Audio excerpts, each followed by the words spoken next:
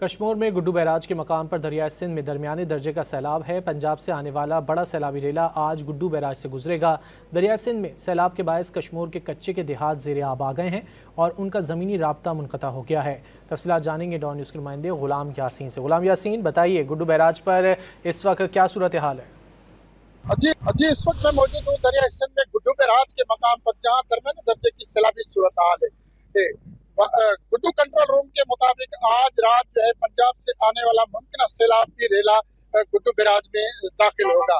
आज जो है महकमे आबपाशी के वजीर जाम खान शोरों ने बंदों का जो के बंद, टोड़ी बंद समेत गुड्डू बैराज पुल का भी दौरा किया है। चीफ इंजीनियर गुड्डू की जानिब से उनको ब्रीफिंग दी गई है कि मुमकिन सैलाब से बचने के लिए मुकम्मल जो है इक़दाम किए गए हैं। इस वक्त जो है कच्चे के इलाके के तमाम जमीनी राब्ते जो है वो मुनक़ता हो गए हैं। पीडीएमए की जानिब से बताया गया है कि मुमकिन सैलाबी रेला अगर दाखिल होता है तो 200 देहात और 2,24,900 अफराद इससे मुतासिर होंगे। जिला इंतजामिया और हुकूमत सिंध की जानिब से किसी किस्म के जो है रिलीफ कैंप या रेस्क्यू काम नहीं शुरू किया गया। जी बहुत शुक्रिया गुलाम यासीन इन तफसीलात के लिए।